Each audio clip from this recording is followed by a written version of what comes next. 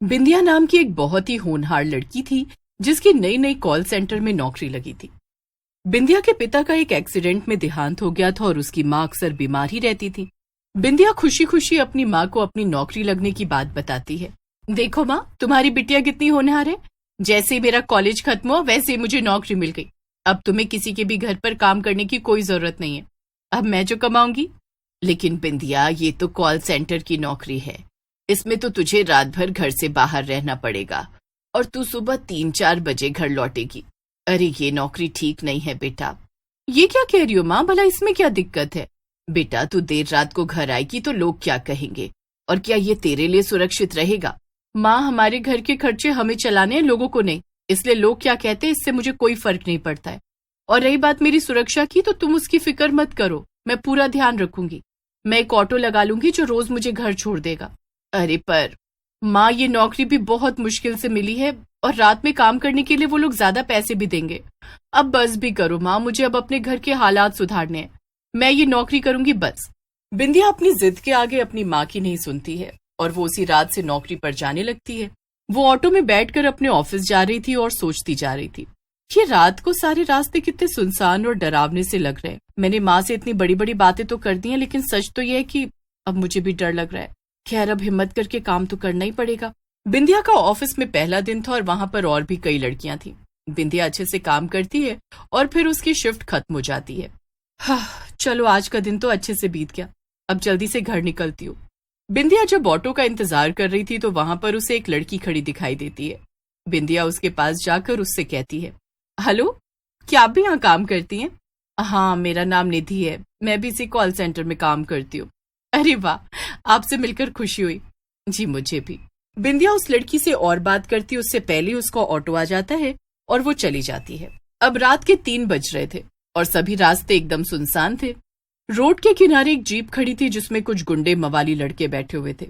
बिंदिया को ऑटो देखकर वो जोर जोर से सीटियां बजाने लगे। ये क्या, ये कितने आवारा लड़के हैं, भैया जरा जल्दी ऑटो चलाना। लेकिन बिंदिया के कहने के बाद ऑटो वाले ने मानो ऑटो की स्पीड और धीमी कर ली। बिंदिया को कुछ भी समझ नहीं आ रहा था कि ये सब क्या हो रहा है। अरे भैया, आप ऑटो तेज चलाने की बजाय और धीमा चला रहे हैं, क्या बात है? अरे मैडम, शायद ऑटो में डीजल खत्म हो गया है। अरे नहीं, ये भी अभी होना था क्या? तभी वो लड़के अपनी गाड़ी से बिंदिया का पीछा करने लगते हैं। मैं अभी पुलिस को फोन करती हूँ, मुझे यहाँ कुछ ठीक नहीं लग रहा है, कहीं ये गुंडे मुझ पर हमला न कर दे। जैसे ही बिंदिया ने पुलिस का नाम लिया वैसे ही वो लड़के अपनी कार मोड़कर वापस चले गए। क्या? ये तो बहुत अजीब बात है, इन्हें कैसे पता चल गया कि मैं पुलिस को फोन करने जा रही हूँ। खैर, अब आप जल्दी से मुझे घर छोड़ दीजिए भैया। बिंदिया किसी तरह से सही सलामत अपने घर पहुंच जाती है, लेकिन उसने अपनी माँ को कुछ भी नहीं बताया। उसे डर था कि कहीं उसकी माँ फिर से काम छोड़ने को ना कहे। अगले दिन बिंदिया काम पर जाने के लिए कुछ डरी हुई थी। जब उसका ऑटो फिर से बीच रास्ते पर पहुंचा तो उसका ध्यान अचानक से रोड के किनारे खड़ी एक लड़की पर गया। ये वही लड़की थी जो बिंदिया को ऑफिस के नीचे मिली थी। अरे भैया, जरा ऑटो रोकना। बिंदिया ऑटो रोककर उस लड़की के पास जाती है और उससे कहती है, अरे तुम तो वही हो ना जिससे मैं कल मिली थी, तुम भला यहाँ क्यों खड़ी हो?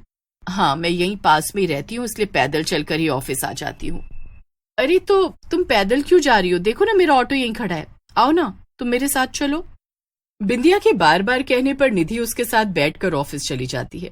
लेकिन जैसे ही वो दोनों ऑटो से उतरती हैं और बिंदिया ऑटो वाले को पैसे देने लगती है, वो लड़की फिर से गायब हो जाती है। अरे ये तो बड़ी अजीब लड़की है, ये बार बार गायब कहाँ हो जाती है। आज तो मैं इसे ऑफिस में ढूंढ कर ही रहूंगी।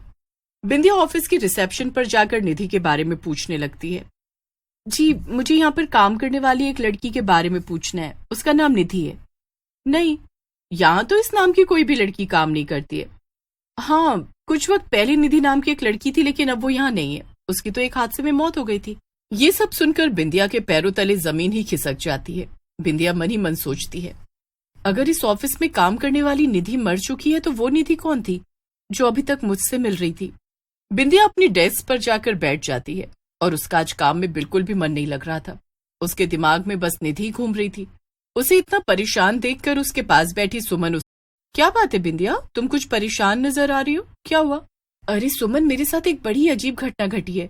मुझे एक लड़की ऑफिस के बाहर मिलती है जिसका नाम निधि है और वो मुझसे कहती है कि वो इसी ऑफिस में काम करती है और अचानक से वो गायब भी हो जाती है। लेकिन आज मैंने रिसेप्शन पर जाकर पता किया कि यहाँ पर ऐसी कोई भी लड़की नहीं है। तो फिर आखिर वो कौन है जो मुझे मिलती है? क्या तुम्हें भी वो लड़की नजर आती है क्या? मुझे भी से क्या मतलब है तुम्हारा सुमन? क्या तुमने भी उसे देखा है? नहीं, मैंने नहीं, मगर बिंदिया, तुमसे पहले यहाँ पर तुम्हारी जगह राधा काम करती थी, लेकिन उसे भी ऐसी एक लड़की दिखाई देना शुरू हो गई थी जो कि कहती थी वो इसी कॉल सेंटर में काम करती है। इसके बाद राधा बहुत डर गई थी क्योंकि वो लड़की चुड़ैल थी। राधा ने डर के मारे नौकरी छोड़ दी। बिंदिया ये सब सुनकर बहुत डर जाती है। क्या? चुड़ैल? ये तुम क्या कह रही हो सुमन? तुम्हारी बात सुनकर तो अब मुझे भी डर लग रहा है, कहीं उस चुड़ैल ने मुझे कुछ कर दिया तो।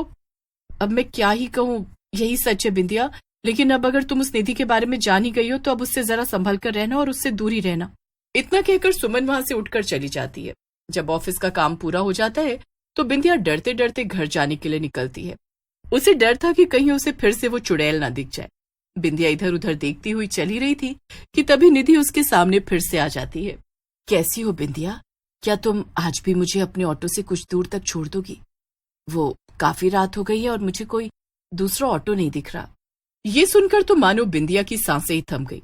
क्या? नहीं नहीं, तुम मेरे साथ नहीं चल सकती हो और तुम मुझसे दूर रहा करो। मुझे तुमसे कोई भी बात नहीं करनी। अब मैं यहाँ से जा रही हूँ और तुम दोबारा कभी मेरे सामने मत आना, बस। बिंदिया वहां से भागकर जल्दी से अपने ऑटो में बैठ गई और निधि उसे देखती रही। कुछ दूर जाने के बाद बिंदिया की जान में जान आई। ओहो, आज तो बाल बाल बची। पता नहीं ये चुड़ैल मेरे पीछे क्यों पड़ गई है, पता नहीं इसे मुझसे आखिर चाहिए क्या। तभी बिंदिया को ऑटो वाला अचानक से ऑटो रोक देता है। क्या हुआ भैया, ऑटो क्यों रोका है? बिंदिया सामने देखती है कि सामने वही गुंडे लड़के थे और वो अपनी कार में बैठे हुए थे। वो लड़के उसे देखकर जोर जोर से हंसने लगते हैं। उन्हें देखकर बिंदिया बहुत डर जाती है। ये क्या है भैया, आपने यहाँ पर ऑटो क्यों रोक दिया है? मुझे ये लोग कुछ ठीक नहीं लग रहे हैं, जल्दी चलो यहाँ से।